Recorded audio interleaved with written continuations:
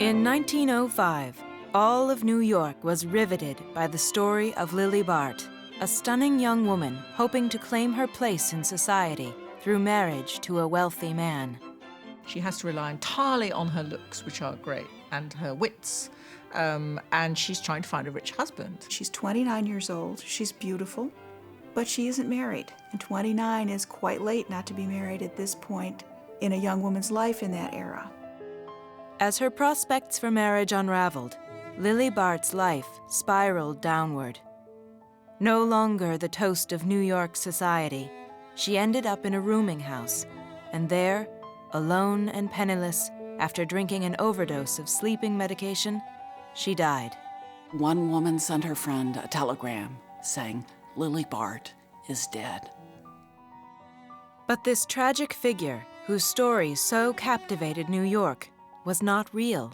She was a character in a novel called The House of Mirth. The writer, who exposed the dark side of high society, was herself a member of it.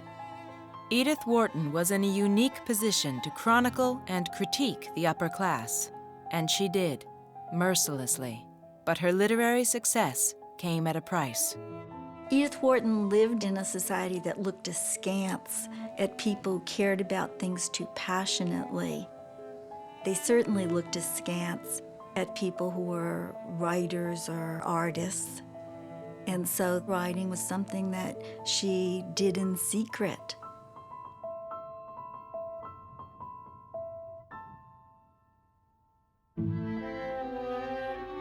Edith Wharton burst onto the literary scene in 1905 when The House of Mirth was serialized in Scribner's magazine and was read by thousands. It was stupendously successful.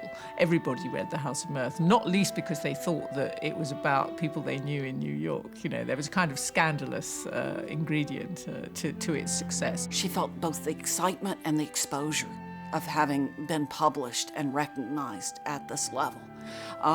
One of the things that she hated was the dust jacket that she had them remove immediately that said that she had exposed New York society. And there was always the idea that she was writing as an insider, a member of the closest thing to an aristocracy that the United States had ever had. She was born Edith Jones into one of old New York's most established families. The same family, it was said, who inspired the phrase, "keeping up with the Joneses." In spite of her privileged upbringing from the time she was a young child growing up in the 1870s, Edith Jones felt as if she didn't fit in. She says that she's a very shy person, and a lot of times people sort of mistook this shyness for haughtiness or pride or arrogance. In all of the pictures, she holds herself very still or stiff, as though she were protected by a kind of armor. She was extremely bookish and really wanted to spend her whole time reading the books in her father's library and doing what she called making up, which was to walk up and down from a very early age, before she could read, with a book, making up stories out loud. And this was a sort of compulsion. Edith Jones lived in a private universe of language and stories. Her vivid imagination conjured up much more interesting worlds than the one that she actually lived in.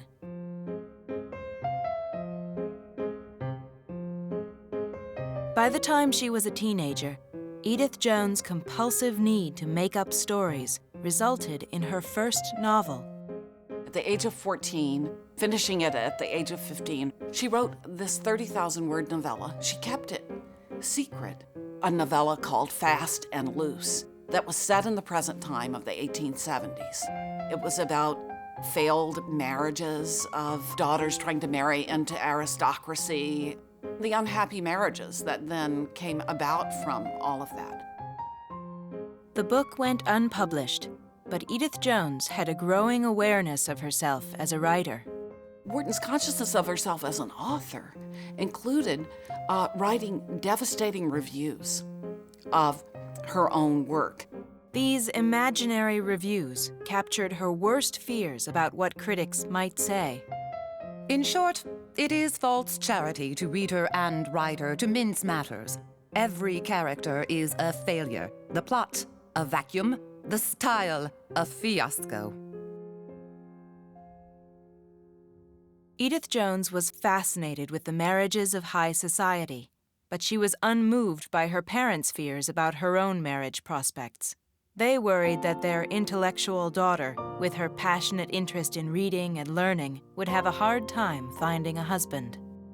Because of these worries, in part, the family has her coming out party a year early, when she's about 17, to put her on the marriage market before she can develop too much intellectually and therefore scare men off. That early debut was not a success. The evening was a long, cold agony of shyness. All my brother's friends asked me to dance, but I was too much frightened to accept, and cowered beside my mother in speechless misery. The expectations in the society in which Edith Jones grew up were very much that you would go to Newport in the summers, and you would go to the south of France, and you would get married well, and you would do all the things that people of that class did, and you would be simply fitted in to that tribal structure. Fitting in was not Edith Jones' strong suit. Throughout her life, she would struggle with the expectations that came with her social class. But as a young debutante, she tried to fulfill the role dictated by society, and at age 20, she became engaged. Only 2 months later, it ended in public humiliation when the Newport newspapers reported that the engagement had been postponed indefinitely. The only reason assigned for the breaking of the engagement hitherto existing between Harry Stevens and Miss Edith Jones is an alleged preponderance of intellectuality on the part of the intended bride. Miss Jones is an ambitious authoress, and it is said that, in the eyes of Mr. Stevens, ambition is a grievous fault. Just when it seemed as though Edith Jones might face the same sorry fate that years later would doom her fictional heroine, Lily Bart, a handsome society gentleman and friend of her brother's came along. His name was Teddy Wharton. This engagement was just 1 month. The two were married in 1885, but they were completely mismatched. This is a woman of a fantastic intellect. By the time she was in her 20s, she spoke Italian and French and German and read them very fluently. She's a very intelligent woman, and here is this, by all accounts, rather blundering, well-meaning, kindly chap who's interested in sport and motor cars and dogs. I mean, that was fine, because she was very fond of dogs too. But it was wrong. It was just a misfit. It's likely that Edith Wharton and Teddy Wharton never consummated their marriage. And that the awkwardness went on for the first 3 weeks, and they didn't try after that. What they had was a companionable marriage. Although there would be no children, for the next 14 years, Edith Wharton dutifully fulfilled the obligations of her social class, calling on friends, hosting dinners, and attending the opera.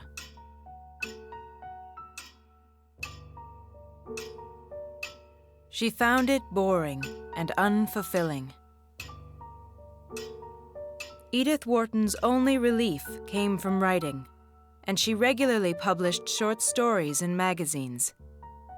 People began to take notice in 1899 when her first collection of short stories was published in a volume entitled The Greater Inclination.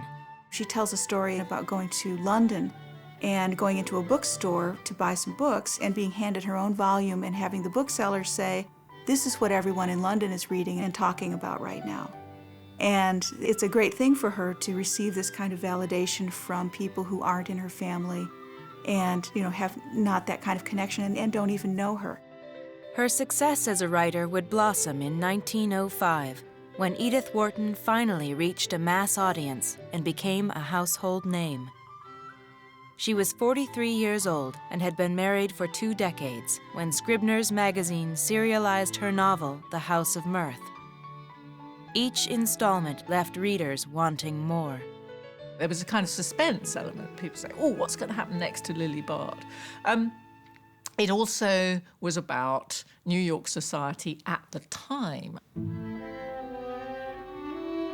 She's writing it in 1904, and it's set between 1901 and 1902. And it's about the high society of her day. And it's extremely satirical and revealing about that high society. One of Wharton's most piercing revelations was the ruthlessness of the upper class when it came to marriage. In this society, women like the character of Lily Bart were seen as marriageable commodities.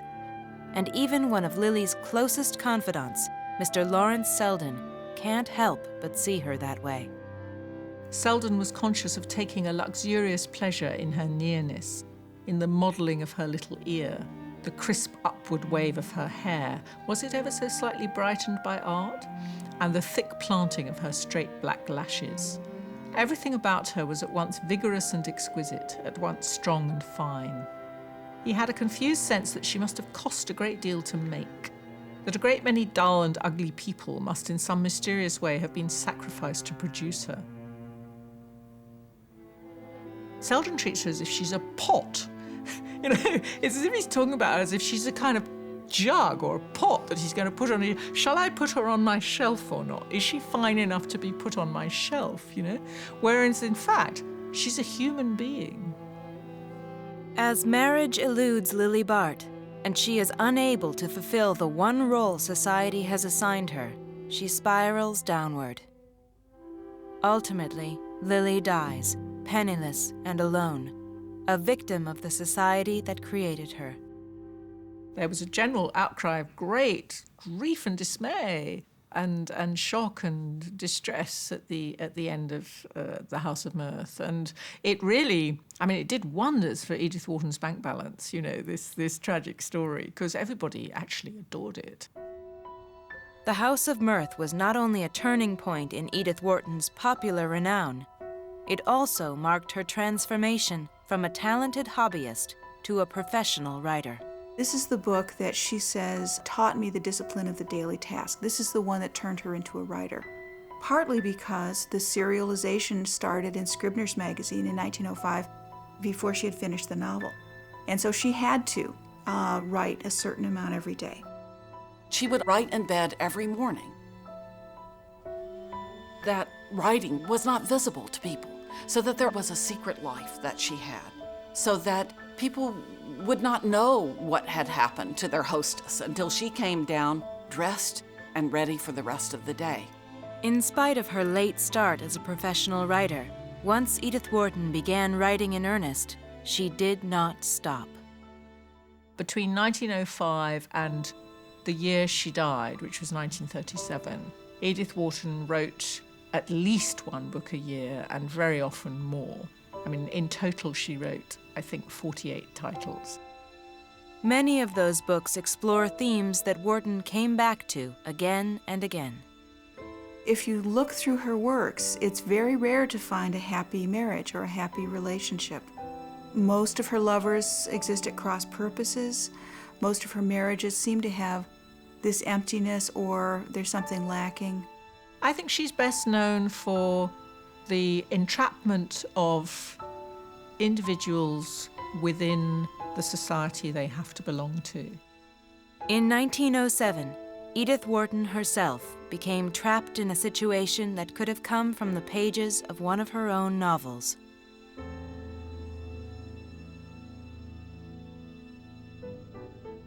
Edith and Teddy Wharton were living in Paris, and Edith befriended a circle of intellectuals, artists, and philanderers.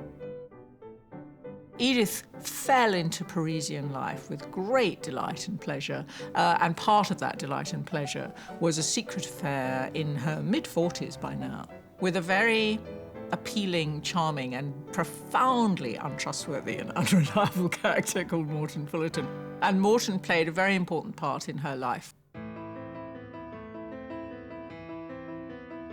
Morton Fullerton was referred to as an Adonis figure in letters. He enjoyed men as well as women. He had a very strong relationship with the woman that he thought was his sister, but turned out to be his cousin. And there was a time that they were to be married. And this is obviously against the image of Wharton as being sort of staid, but one of the things that Wharton might have been attracted to in Fullerton was his sexual history. You have to imagine Edith Wharton in her 40s really having an intimate relationship with a man, if not for the first time that counted. Edith Wharton's secret love affair with Morton Fullerton unlocked deep feelings within her. She began to write more poetry. One unpublished poem that was found years after her death revealed a passionate side of Wharton that was completely hidden from public view. She sent the poem to Fullerton to commemorate a night they spent together in London in 1909. Wonderful was the long, secret night you gave me, my lover. Palm to palm, breast to breast in the gloom.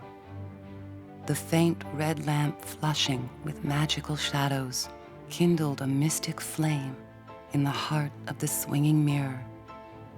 The glass that has seen faces innumerous and vague, faces indifferent or weary, smiles, if such there were ever, like your smile and mine when they met here, in this self-same glass, while you helped me to loosen my dress.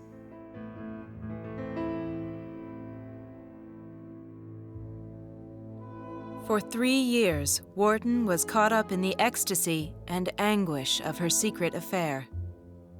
During that time, Fullerton had other lovers too, and Wharton's letters reveal her agonized state of mind. I seem not to exist for you. I don't understand. I don't know what you want or what I am. You write to me like a lover. You treat me like a casual acquaintance. Which are you? What am I? My life was better before I knew you. The affair ended in 1910, but not before it dealt a serious blow to her already troubled marriage. On top of that, Teddy Wharton was beginning to show signs of mental illness. He suffers from melancholia. He's depressed. He's very low in spirits and so forth, and very sort of combative. He's becoming very angry and difficult to deal with, which is one of the traits of his illness. He embezzled $50,000 from her estate, which he did pay back. He started traveling with other women who traveled under the name of Mrs. Wharton. He was obviously a man in great emotional distress. In the midst of this turmoil, Edith Wharton turned again to her writing. The drama of her own life inspired the characters for a new novel that became an instant classic. Ethan Frome was published in 1911 and tells the story of a poor New England farmer trapped in a loveless marriage. Ethan's constantly complaining and sickly wife, Zena, has become a burden to him.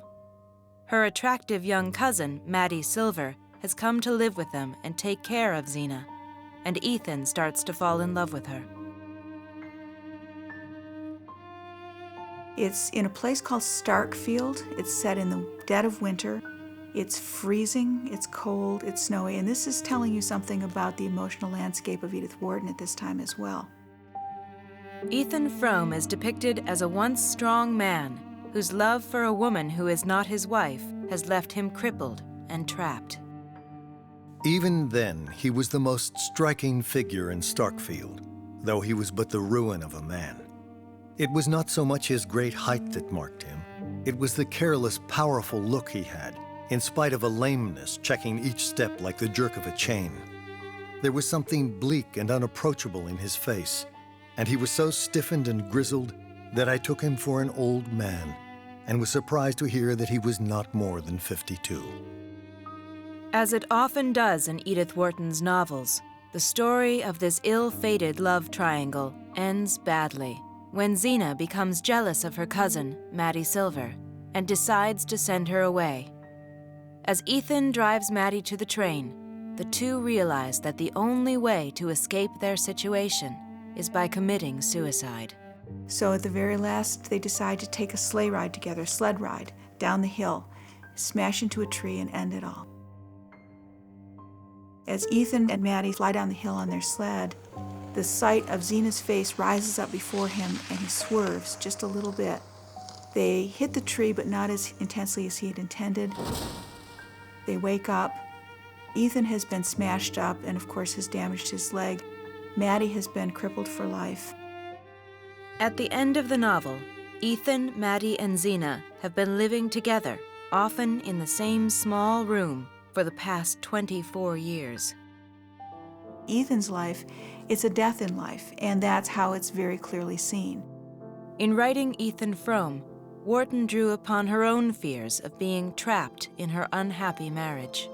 To avoid that death in life, it was necessary for her to be divorced so that she would not essentially recapitulate Ethan's experience of another 50 years of essentially being dead while still alive. In 1913, after 28 years of marriage, Edith Wharton reluctantly divorced her husband, Teddy. Edith Wharton didn't like the idea of divorce. She didn't want to get divorced.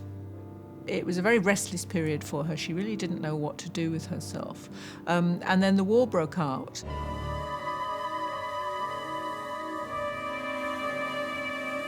When Germany declared war on France in August of 1914, Edith Wharton was living permanently in Paris.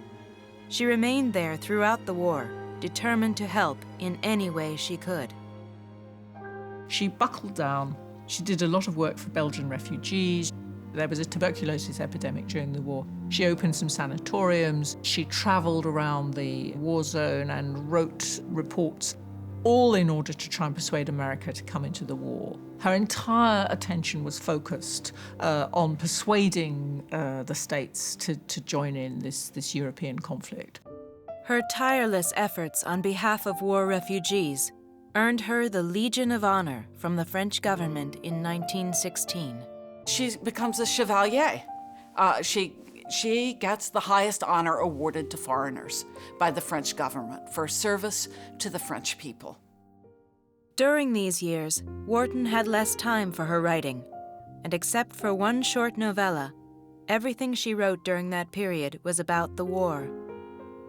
But on the eve of the armistice, as the world around her lay in ruins, she began to write what would become one of her best-known masterpieces, The Age of Innocence. The Age of Innocence takes her 50 years back in time to the world she was growing up in, which now seems utterly lost and gone. And it's terribly important, I think, to read it as a post-war novel, looking back over this unbelievable change in the world's history.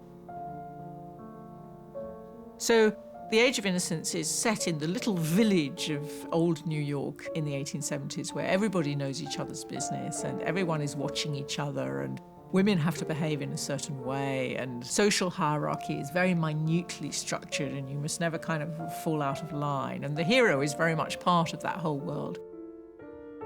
The Age of Innocence tells the story of Newland Archer, a man torn between his engagement to the socially acceptable and naive May Welland and his unexpected passion for her worldly cousin, the Countess Ellen Olenska, who is escaping an unhappy European marriage. Ellen really speaks for Edith Wharton in many ways. She's a Europeanized American. She's had a complicated past. She wants to get divorced. She's seen as artistic and bohemian and not a proper New Yorker. So in many ways, she's a bit like Edith Wharton. Edith Wharton is a complex figure. She's not only writing about herself as Ellen Olenska, she's also Newland Archer. Newland Archer is Edith Wharton without the divorce. As Ellen Olenska starts to rediscover for herself the value of the world she left behind, and Newland Archer sees its limitations and yearns for the world that Ellen Olenska just left, the two of them fall in love and think about fleeing. There's a heartbreaking scene. It's the sort of climactic scene in the novel, really, where Newland Archer and Ellen Olenska are alone in a carriage together in wintry New York. And he's saying, come on, this is intolerable. Let's break free. Let's go away together. And she says, is it your idea then that I should live with you as your mistress, since I can't be your wife? The crudeness of the question startled him. The word was one that women of his class fought shy of, even when their talk flitted closest about the topic. He noticed that Madame Olenska pronounced it as if it had a recognized place in her vocabulary, and he wondered if it had been used familiarly in her presence in the horrible life she had fled from. Her question pulled him up with a jerk, and he floundered. I want somehow to get away with you into a world where words like that, categories like that, won't exist, where we shall be simply two human beings who love each other, who are the whole of life to each other, and nothing else on earth will matter. She drew a deep sigh that ended in another laugh. Oh, my dear, where is that country? Have you ever been there? She asked. And as he remained sullenly dumb, she went on. I know so many who've tried to find it, and believe me, they all got out by mistake at wayside stations, at places like Boulogne or Pisa or Monte Carlo, and it wasn't at all different from the old world they'd left, but only rather smaller and dingier and more promiscuous. I love the fact in that scene that Archer is shocked by the woman he's in love with. He's just asked her to go away with him, and then he's shocked by the fact that she seems to be familiar with the word mistress. Archer realizes that his fate is sealed. He gives up the Countess and lives out his days as May's dutiful husband. Years later, after his wife has died and his children have grown, Archer travels to Paris and has the opportunity to meet the Countess Olenska again. It's a sort of late afternoon in Paris, and it's getting dark, and he sees the house and he looks at the house and he imagines going in there and seeing again this woman who was the one great love of his life. And he sits on this bench in this little Parisian square, and he sees the lights coming on in the apartment, and he thinks about going up, and then the servant comes and closes the shutters of the window. It's a wonderful sort of final gesture. And he goes back to his hotel alone.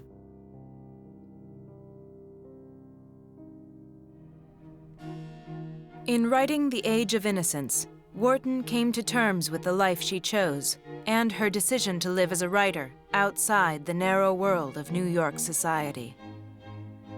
The Age of Innocence was her greatest triumph. In 1921, it earned her the Pulitzer Prize. She was the first woman ever to earn that distinction for writing a novel. It was the crowning achievement of a long and productive career that placed Edith Wharton among the greatest American writers. Her words are beautiful. She has a sense of language that's beautiful.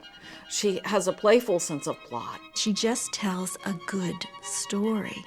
And when you start to read her, she has a voice unlike any other writer, and you're instantly in that world. She is so stylish. She is so brilliant in her use of the language. She is so wonderfully controlled in her structure and her tone. She goes so deep into the human heart, and yet she stays so perfectly in control of her materials. And in that sense, I do think she is a genius.